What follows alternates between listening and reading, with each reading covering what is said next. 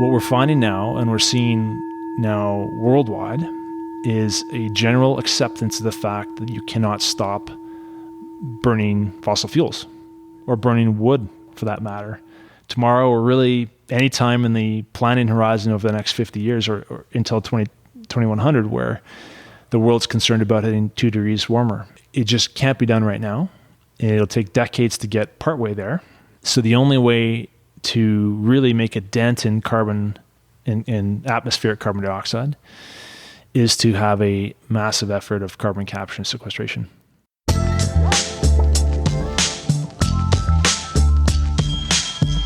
Hello and welcome to episode number 59 of the Rose Bros podcast.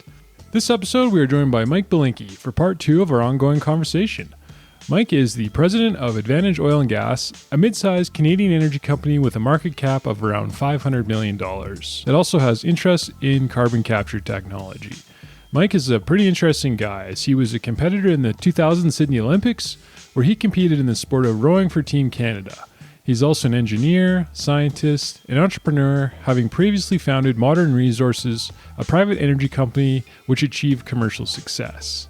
In addition, he is also a director of the Elk Valley Land Trust, which is a non-profit organization with the goal of setting aside thousands of forest acres for future use in the Fernie area. We sat down for a smooth cup of Rose Bros coffee and talked about how carbon capture works, the realities of renewable energy, an update on the Elk Valley Regional Land Trust, and a lot more. Also, if you get a chance to leave a review of the show in the Apple directory, it will go a long way to helping the show. Enjoy! Mike Belenkie, good afternoon. Good afternoon. Thanks for having me again. I am really excited to talk to you. You're doesn't make any sense. Probably one of the smarter people I've had on the podcast. So you're too kind to say that. Thank you very much. Not many people I know have read Ayn Rand and also competed in the Olympics and are also the president of an oil company. So it's cool. You know what's funny is that my friends and I, we used to play this game. You know how sometimes you're in a big group and you have to get to know people a bit? Yes. There's actually, you could come up with a triathlon for anybody in the world that they would win. Right. So you just described maybe a triathlon that I would win. If it was about rowing and running oil companies and reading Ayn Rand, there'd be a triathlon for everyone. Yeah. What are you reading these days?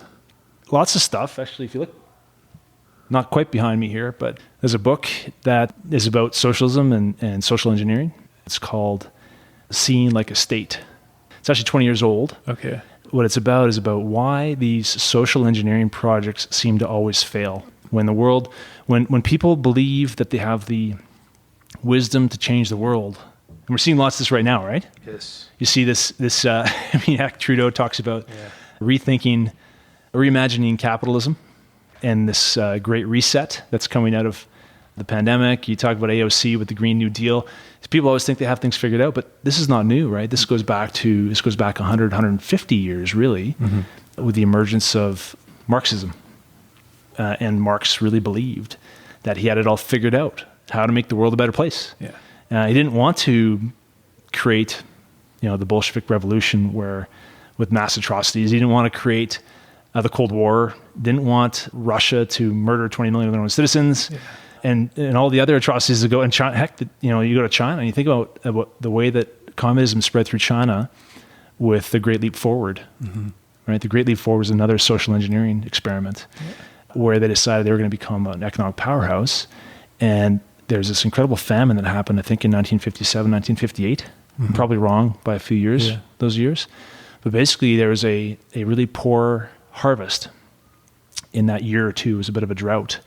And because of the central planning and the pressure on the sort of the districts, the distant districts that were required to deliver a certain amount of food, all the food left the areas that were farming to go to the central planning, to I guess it'd be at the time Shanghai, maybe it was Beijing, but the food disappeared. It got sent away by the managers of food supply, and they left behind nothing for the people that were doing the farming. And 55 million Chinese people died during that famine. That wasn't what Marx had in mind, right? So the whole book is about when people think they can outsmart nature, and it actually talks about forestry. It talks about the Germans trying to revolutionize the way that they ran forests and why it failed, and all sorts of examples along the way. Would you characterize yourself as a libertarian then? No, a libertarian. Yeah. I'm not. I don't think that I have a particular. I wouldn't say that I have a real particular political affiliation at all. I've voted. I have voted liberal. We don't have to get into politics in the past, but I think that what I do believe in. Maybe I'd borrow a term from Steven Pinker. Okay. I'm a humanitarian. I believe in humanity, and I think that individual strength and individual excellence ends up making the world a better place. And if you think about most of the best innovations that have come to the world have come from individual contributions, not from central planning from some politician. Have you ever read Dune? No. I thought for sure you should have read Dune. I should probably. Yeah. I don't like to get stumped on books. Frank Herbert. Yeah. Not usually a sci-fi guy, but I thought for sure you would have. No. Is it a commentary on socialist thinking? Or? Ecology. I probably can't do it justice, but anyways, getting to advantage, things are going pretty good. Natural gas prices are all right. They've been higher lately.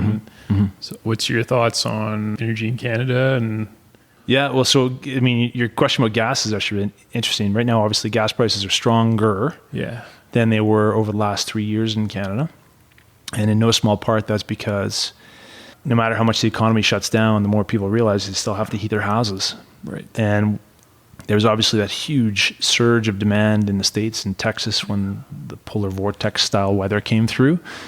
Quite a disaster where basically they were pulling so much gas that the whole system started to fail. And it was a really good reminder of what happens when you start to throw in intermittent energy sources, right?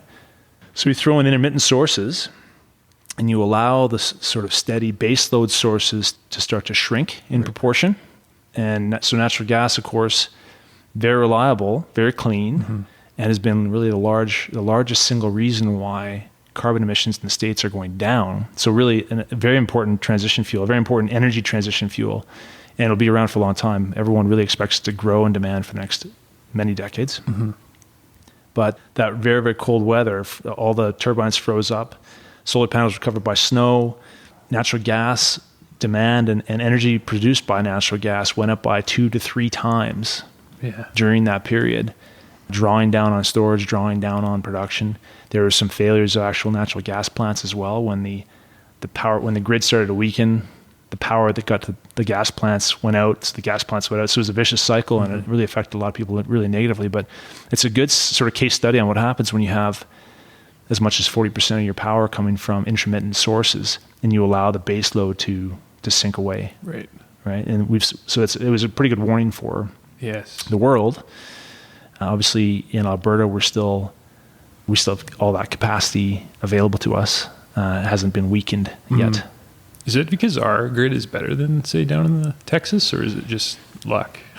You know what? It's probably because we're used to cold weather. Oh, okay. So we'd spend the money up front to heat trace all of our pipelines. And we did lose 1.5 BCF per day of production to what they call freeze-offs, which is really where your gas starts to turn into slush and plugs off the pipelines. Okay. So we lost production during that cold, but our entire system is built for the cold. We're used to it. It got colder, but it was minus 30 instead of minus 25. Like that kind of that 5 degree kind of colder than what we're used to. Sure. Not that big a deal.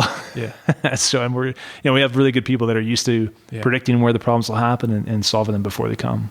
Yeah. How much of the Canadian grid is renewable? How much is renewable? Yeah. Well, depends on province by province. Like BC is electricity is very highly dependent on hydro. So dams, right? They've got so much hydropower in BC that they have to generate very little with fossil fuels. They do import a bunch of fossil fuels, but in terms of native generation, mostly hydro. You go to Quebec, it's the same situation. Almost all their power is hydro. In fact, 99% of their power is hydro. Ontario is nuclear.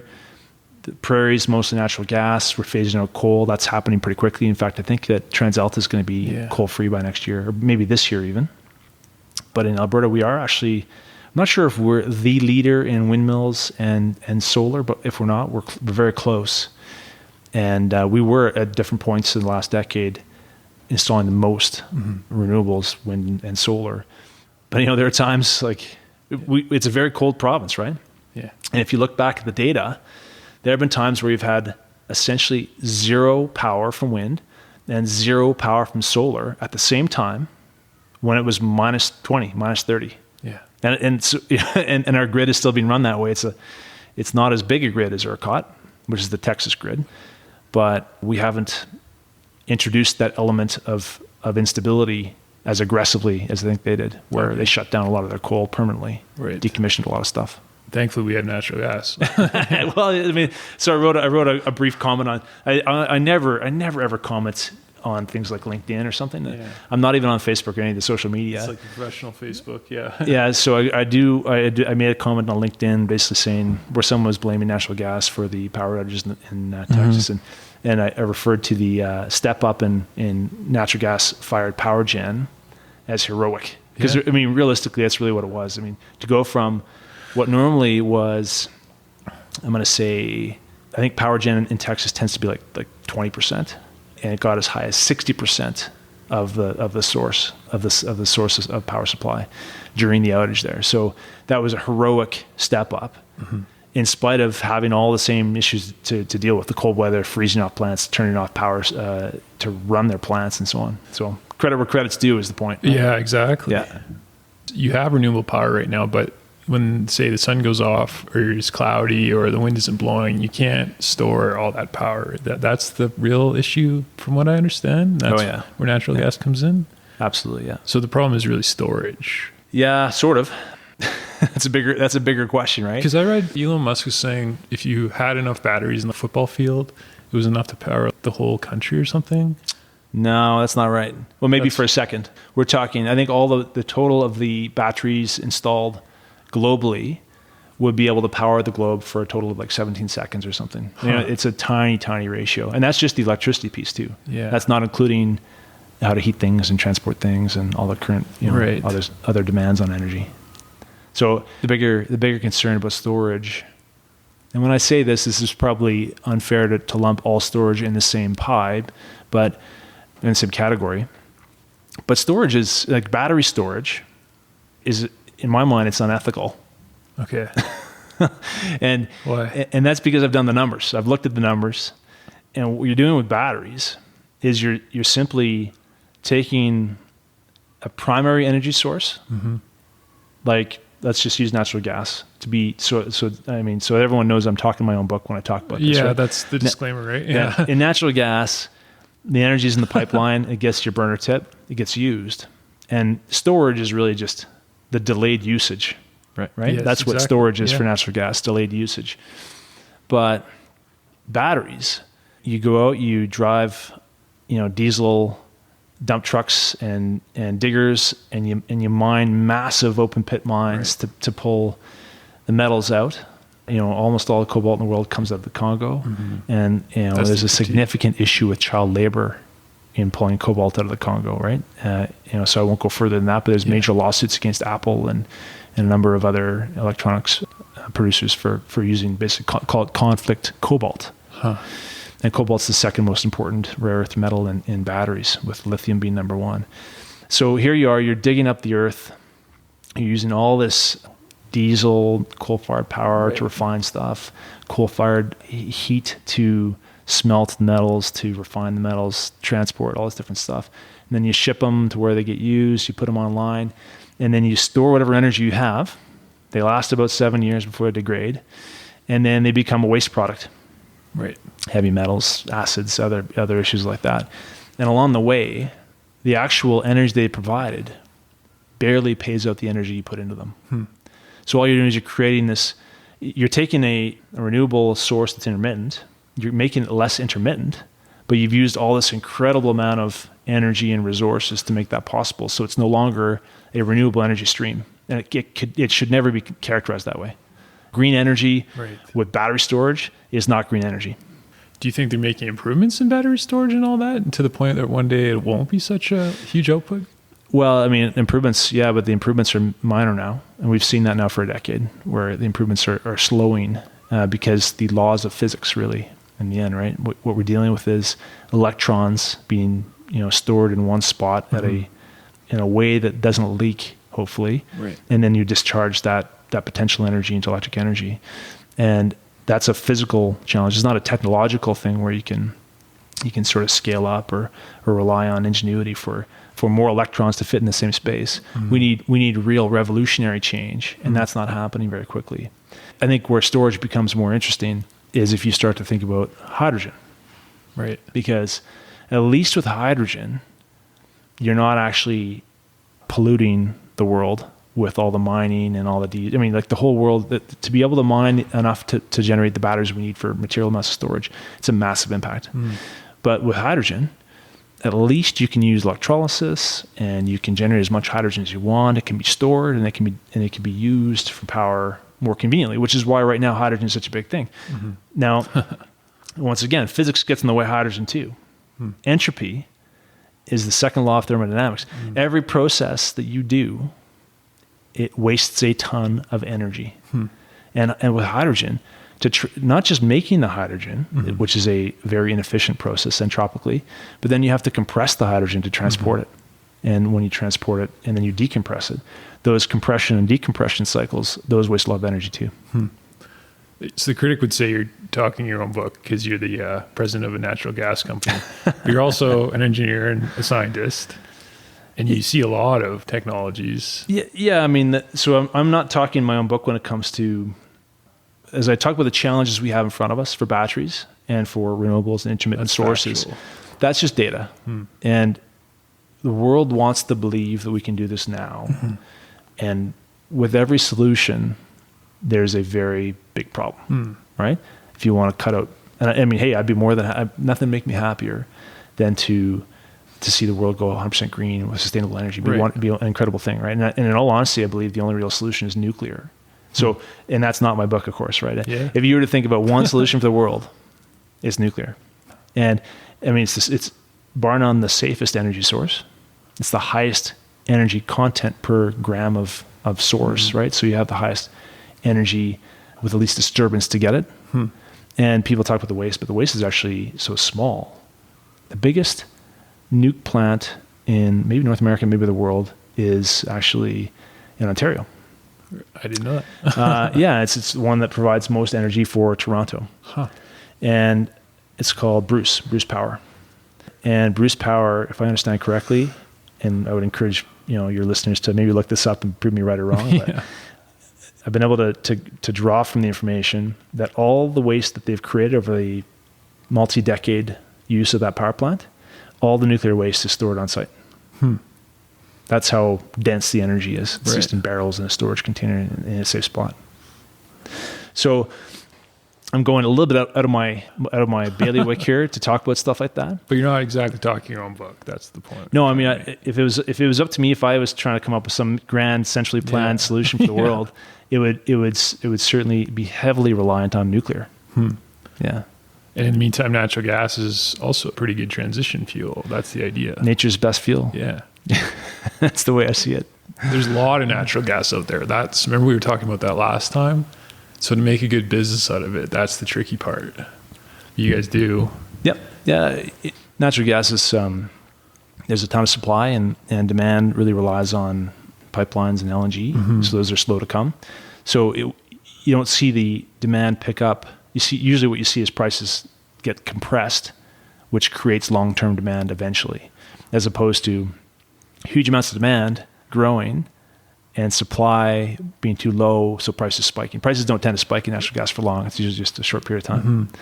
So, I think natural gas is a good business as long as you have high quality assets and a good balance sheet, and you can weather the low price periods. And, yeah, and then as we see carbon pricing creeping in, you have to have a plan.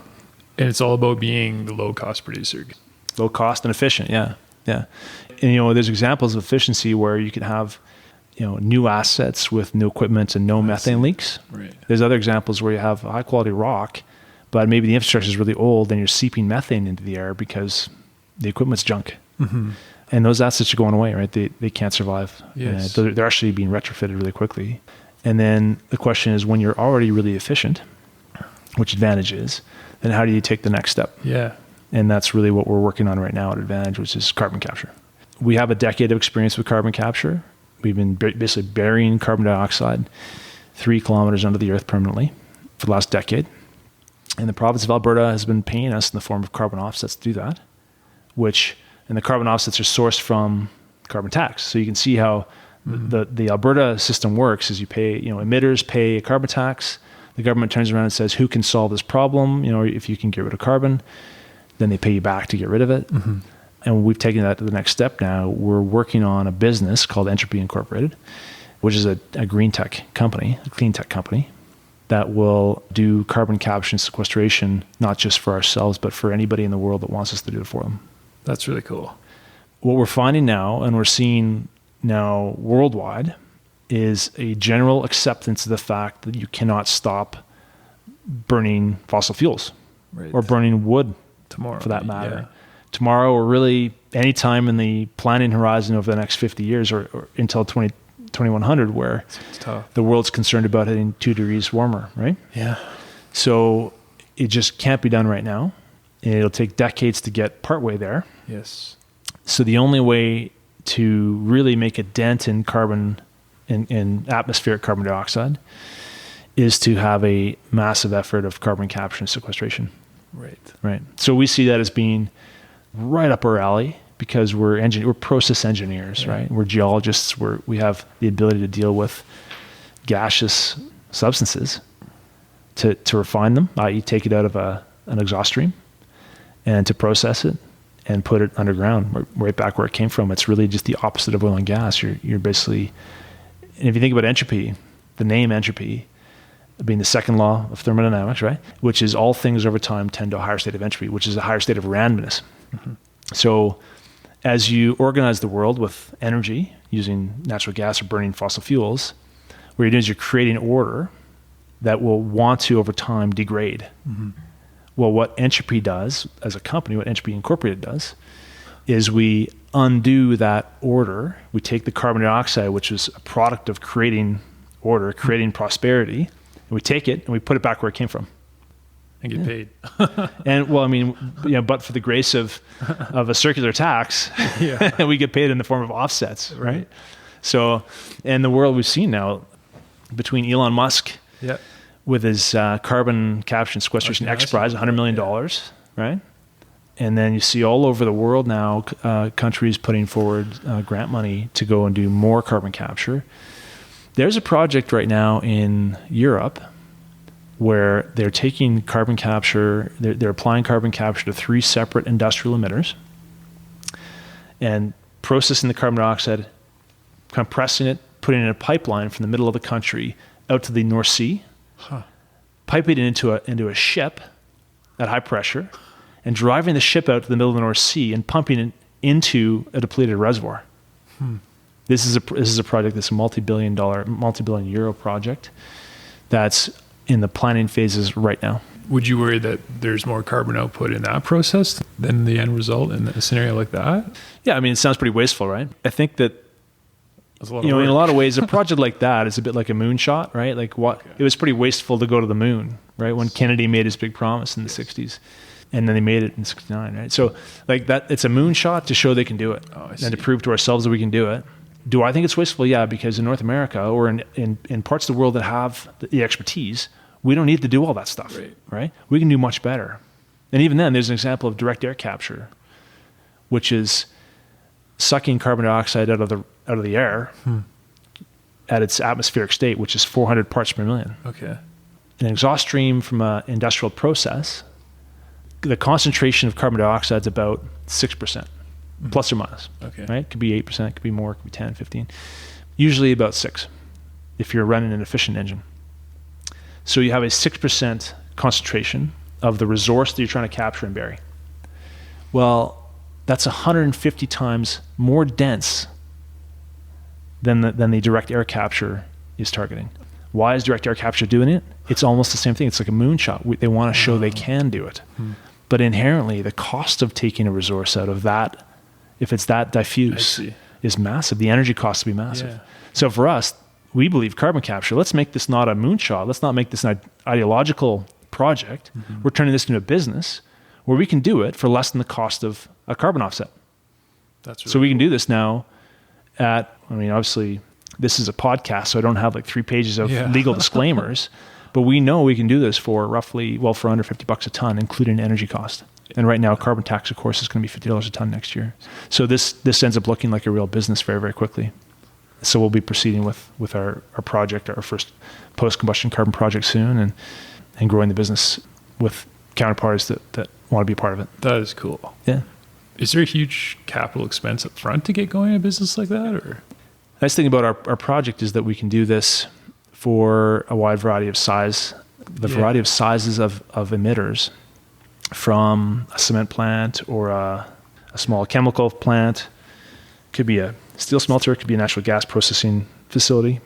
It can be done. It could be for hydrogen, right? For blue hydrogen, where you actually, the way to make hydrogen cheapest is to make blue hydrogen, where you use natural gas, you use steam methane reforming, which basically you heat up steam, and basically go hot enough, and eventually hydrogen molecules come off, and you capture the hydrogen. And that can be, because you can do that in a centralized location, you can capture the carbon emissions at a point source, and that becomes zero emissions hydrogen, which is just as good as green hydrogen. In fact, I would say it's better because it requires less energy input. when you capture the carbon dioxide, is it some sort of balloon or pipe it into a box? How does that work? You know what? You basically just bolt up pipes and vessels to the tailpipes of your emitters. Yeah. Now, this has typically been done like worldwide. You hear about carbon capture projects as being these massive billion-dollar mega projects where you have a huge coal-fired power gen station and you make some massive system to capture all the exhaust from the one or two exhaust stacks, and they go through massive towers and tanks and all these different huge processes, and thousands of people to build them. What we're talking about is manageable right down to a project that could be as little as $7 million. And you just affix something to your tailpipe, and then carbon dioxide goes into a tank? Yeah, I mean, it's a lot more complicated than attaching something to a tailpipe, but that's the idea, is that rather than letting it go into the air, you keep it in the exhaust stream, which means it stays concentrated at 6%, and then you run it through a series of processes, and you end up with a pure stream of carbon dioxide on the other side. So you capture it, and then you have to transport it, and then put it underground. Right. When you're putting it underground, do you have various locations staked out, or how does that work? I mean, you have to have, so that's part of our business too, is helping people understand how to pick a reservoir, test a reservoir, drill it, operate the injection. It's a very complicated business, but because we've been doing it for a decade, we're pretty good at it. So cool. That really led to us being in a spot where we could do this first modular carbon capture project. You must be one of the first people in Canada doing that? It maybe in the world on a modular level. Yeah. Wow. I mean, there's a few, there's a handful of commercial carbon capture projects that I'm aware of, not in a mega project sense. There's maybe a dozen mega projects up and running. There are places like oil refineries, coal-fired power gen stations, and so on. But when you look at the mid-scale modular carbon capture, I don't think I've encountered a single one in the world. So that's cool. Be one of the first in the world, and certainly the first of its kind, the way that we're doing it at a commercial price. When you get paid at the end of the month, how do you prove to the government that you've done it? How do they even know? Yeah, it's a huge, so that's the interesting part about carbon finance. Because you're probably way ahead of most people. The offset mechanism now is getting quite advanced, but in tiny little pockets. So the regulatory regime is really important. And for every carbon project that gets developed that'll generate offsets, you have to have validation for that project. You have to have measurement and auditing and so on. So the infrastructure required to try and track carbon, it's massive. It's this incredible sort of like not an underworld, but a subsector.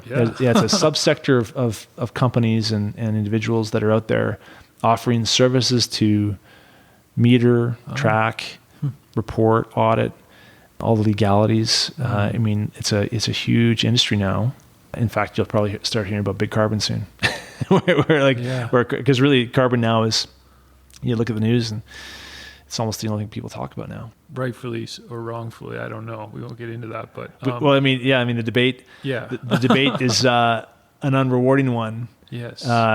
You start to argue that, you're immediately deplatformed. Yeah, exactly. So where we're going, what's positive about the carbon world is that regardless of whether you believe the world is coming to an end in 10 years, like AOC or like Greta, and I would disagree. I don't think the world's coming to an end in 10 years.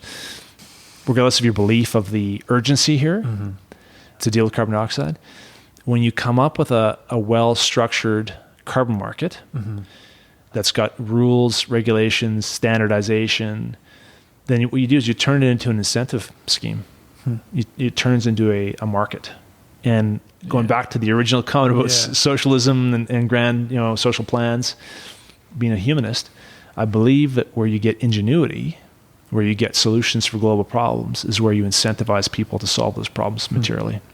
Yeah. Which is the only reason we're out there working on carbon capture, because our business, for people to invest in us and trust us with their money, we need to know that whatever we spend our money on is going to achieve and preserve their value, right? That's what we're trusted with as executives in a company, in any company. Its shareholders need to trust you that you're going to spend their money wisely. I was reading a Warren Buffett quote the other day. His concept of climate change was Pascal's wager with God. You don't know if he exists, so you might as well take the safe route and believe him. In the case of climate change, we don't really know. Maybe we do. You might as well take the safe route, and carbon capture projects, you might as well make a business out of it. Yeah. Well, Buffett had one of my favorite quotes. You talk about this notion of reimagining capitalism or the Great Reset, which again, the Great Reset was literally a term that came from Marx. So if you think about these concepts, what Buffett said is, and this was about ESG investing, right? Which I think you're probably up on, environmental, social, and governance. Yeah. With ESG investing, when they asked him about that, call it 6 months ago, maybe a year ago, his answer was, I don't believe it's a great idea to focus on ESG when it comes to investing, because ESG is so in the eye of the beholder. Yeah.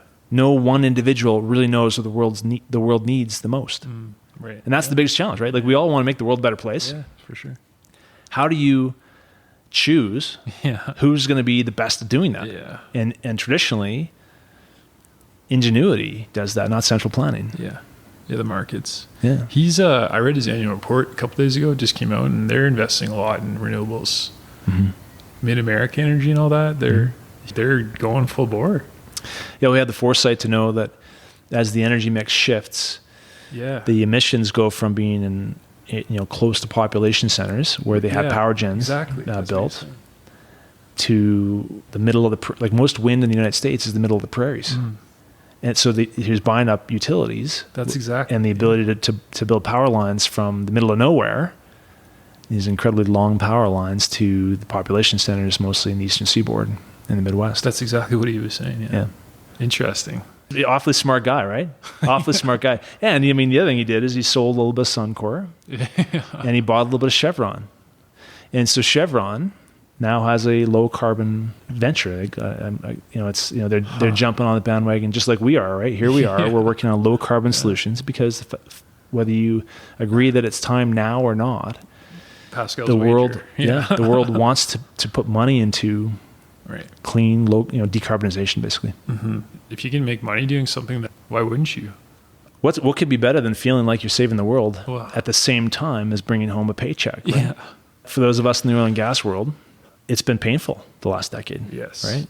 Regardless of the impact that natural gas has had on global emissions, which have been immensely positive, right? With the United States having achieved the single largest chunk of emissions reductions over the last decade on the backs of natural gas. Here we are literally making the biggest dent in carbon emissions by replacing coal. And California is saying that you can't build a new house, or like districts, certain cities within California are saying you can't build a new house with a natural gas stove. Yeah.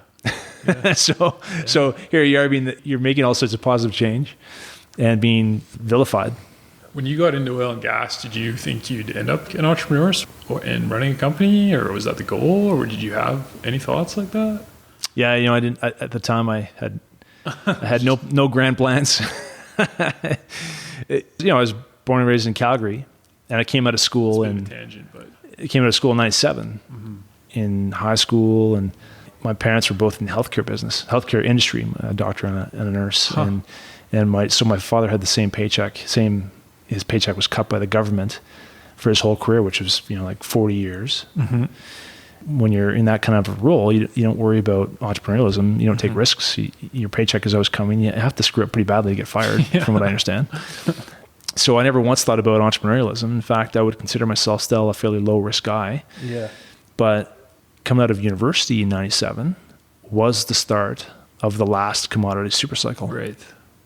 And in Calgary, there was almost nobody of that generation, no Generation X style people in the industry at all. The company that started out was Talisman Energy, which was formerly a great Canadian energy company.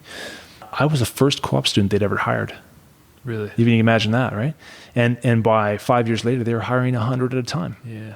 So the change was incredibly fast, and there was a speed bump in 99 with the oil price, but basically by the early 2000s and the mid 2000s, the boom was really on, right? So here I was 15 minutes away from accepting a job at Nortel. As a co-op job. My girlfriend's dad worked there. Yeah. Yeah, right. So, and it was a great Canadian company It was. before exploding in a spectacular way with lots of potential governance issues. Yeah. I was 15 minutes away from being at Nortel in 1995, where I really wanted to be. That's where I wanted to go in tech. My clock ran out on a job offer from Talisman to be a co-op student. So I said, well, I better take the job I got in front of me. And 15 minutes later, I got a call with a job offer from Nortel, which I had to turn down because I'd already accepted the Talisman job. So that's how I ended up in the industry. Right. When you're in an industry that's expanding that rapidly, the pull is powerful, right? Seems like everyone back then just kind of like engineers in the Calgary, Edmonton area just went into energy, even just because it was a great business. Yeah. Well, I mean, what we had was a shortage of new talent, right? And a shortage of new, young people to fill in the gap, because from 1981, which is when the National Energy Program was, Trudeau 1 came with the NEP, which basically was a massive hit to the Calgary energy patch. From 81 through to like 96, 95, it was very much like it is right now. Rounds and rounds of layoffs. So no one knew it would come in because they're too busy trying to fire people, like lay people off, right? It was a disaster. So that gap created a huge amount of pull, and the pull meant salaries were high. And if you wanted to look into other industries, you had to take a major pay cut, right? As a young kid, you want to buy your first car, maybe a house or a condo. A job that's paying $10,000 over there in the oil patch is one step closer to a house, right? For sure. Than a job in the construction business or the tech world. Yeah. So I ended up just following opportunity, and several times I looked at maybe making a change and doing something different, but it's tough it's like the Hotel California. Yeah. Well, you can check it at any time you want, but you can never leave. Things worked out pretty good, I think, for you, but you're also involved in the Elk Valley Regional Land Trust. Yeah. So there you go, right? This big bad oil and gas guy. I know. How's that going? It's going. It's really good. It's really interesting. For a little bit of background, basically, we're a group of people that have homes, or everyone else in the trust lives in Fernie. I'm a part-time guy in Fernie, and we've recognized that the valley is being devastated by what I would say is like aggressive logging, and the aggressive logging, it's on private lands. So when companies own the land, they can do whatever they want, really, within the realm of the regulations. And I'm also not a NIMBY guy, not in my backyard guy. I mean, we talked about that last time. So we're trying to come up with a way to raise the money. We actually just launched our fundraising campaign sort of this week. And there's a great deal of appetite. And one thing that is really helping, which is like a natural hedge for my energy businesses, is that the world really wants to put money into conservation. And one step further than that, the carbon itself that the forest sequesters, the forest traps carbon, so you can get carbon credits for that too. So we're finding that through a combination of companies that want to own the assets to show the carbon credits, to harvest the carbon credits. Yep. There's a new business going on with that now. Did you see that? Guys are monetizing forests. Right. Yeah.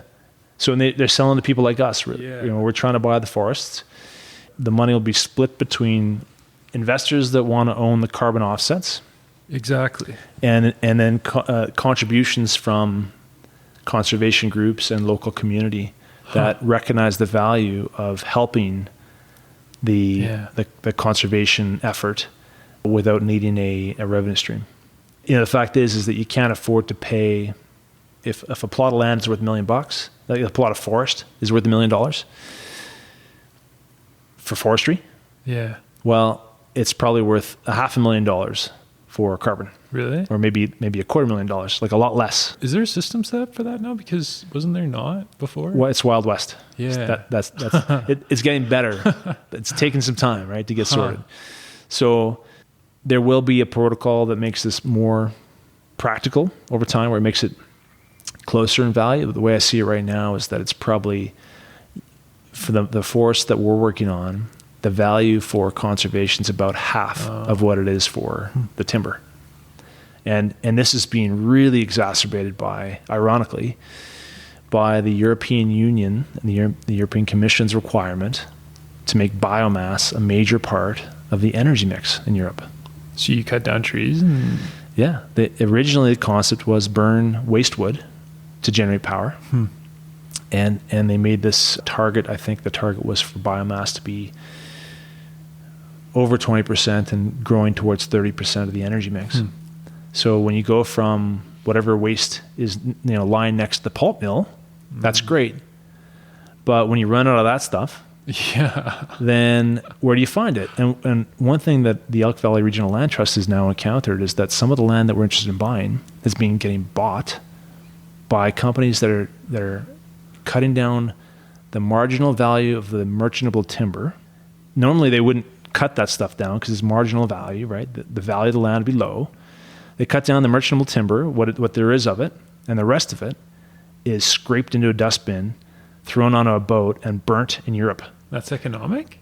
Well, because you're now using the waste wood that you create by logging marginal timber. So you have two revenue streams. You've got the marginal timber for some element of value, and then you've got all this different waste wood for the remaining value, and it makes it worth more than the land used to be worth. So you're seeing, and this is now, that's bizarre. You Google this, and there's lots and lots of examples. In fact, I just read a good Vox article on this. Like, there are tons of examples where major deforestation projects are happening, and the products are going to Europe to be burned. That's bizarre. You know? I didn't know that. So the cost of buying land for conservation purposes is being ramped up because of burning for biomass, and the biomass that they burn in Europe, they actually call that renewable. So in the renewable mix in Germany, for example, Germany says they have 40% renewables. Well, half of that is burning wood. Cutting down the forests in Canada.